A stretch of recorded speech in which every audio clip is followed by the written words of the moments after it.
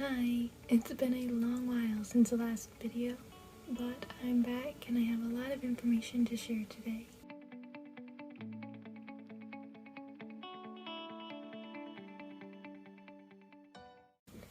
The day I got my radiation markings, it was a very hard day for me, but I'm going to start from the beginning. So what radiation markings are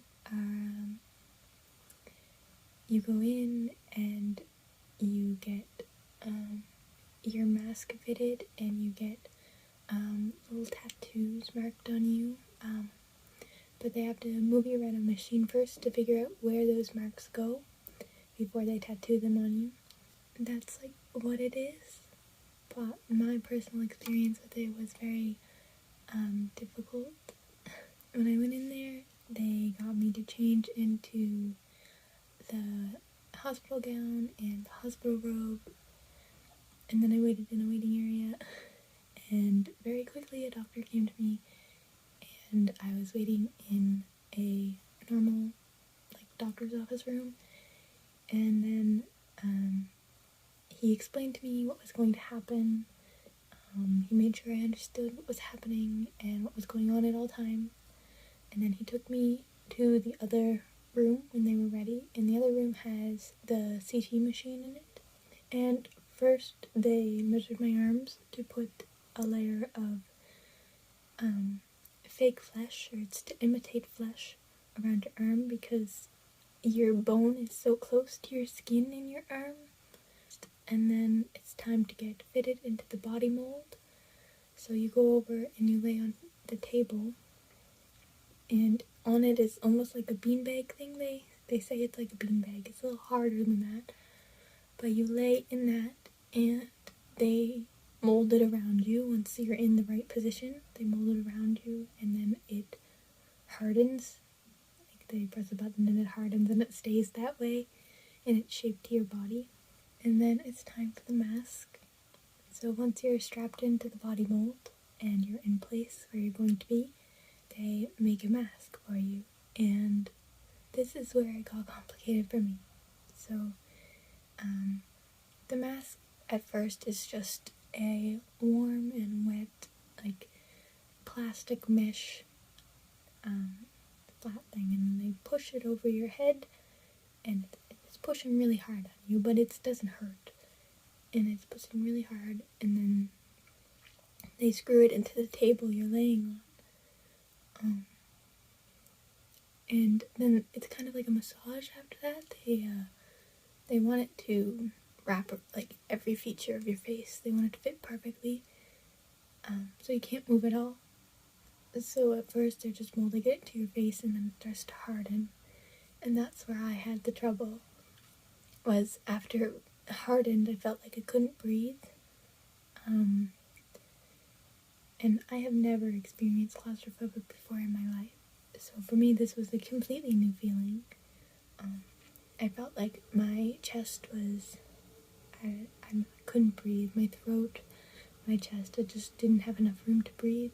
So I started to panic, and as soon as I told them I was panicking, they were very good. They took it off of me. They unstrapped me from the mold. They got me to sit up, and they asked me if I needed anything like water or anything, and I said no. I never experienced the feeling before, so I just thought it was just a normal panic response to something like that happening. And I just said, I'll try again. Part of when I sat up, I didn't realize that there was tears coming out of my eyes until I sat up, and I felt it on the side of my eye right here. And I was just like kind of surprised that I was crying because I didn't know I was. So once I calmed down, I decided I'm going to try again. But they didn't even get the mask clipped into the table before I started panicking again.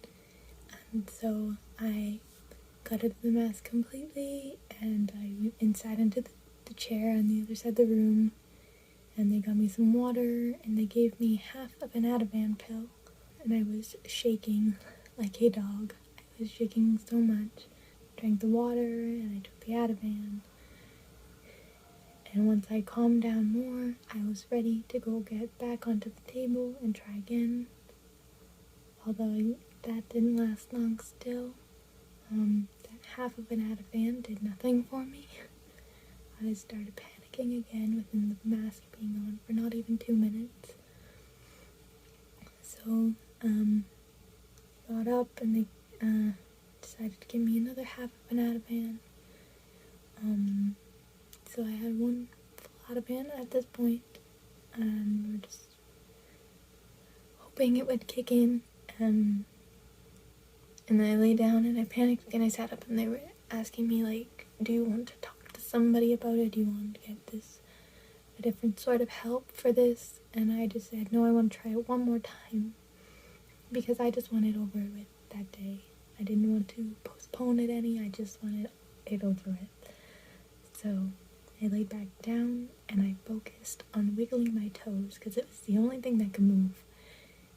And I could move them while they were marking me, I just couldn't move them during the CT scan. So I was wiggling my toes and wiggling my toes as much as I possibly could and only focusing on that. And then when it came to the CT scan, when I had to get that done, I think the Ativan might have kicked in a little bit and I was okay. I was not by any means comfortable, okay? I was tolerating it.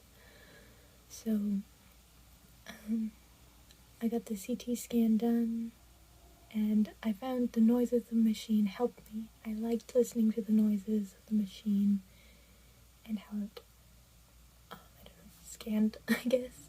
After that first scan, they turned me around and they could take the mask off of me, thankfully. So I got turned around and I did feet first CT scan. So that was how that day went. I went in there for my appointment at 9:30 and I came out at 10 after 12.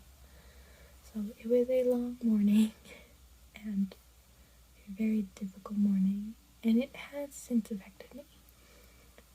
I find myself being claustrophobic now in certain situations.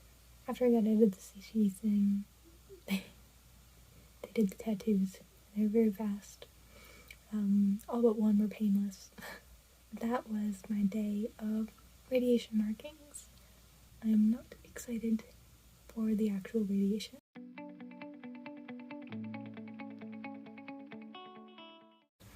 Some people may be wondering why I'm not at the hospital now, and that is because my transplant got postponed. I don't know for how long yet. We're hoping just 2 weeks, but something came up with my donor, so we had to accommodate for that. So that's why I'm not at the hospital right now, if you didn't already know. Anyways, thank you for watching. I hope you enjoyed this video and I hope it was informative.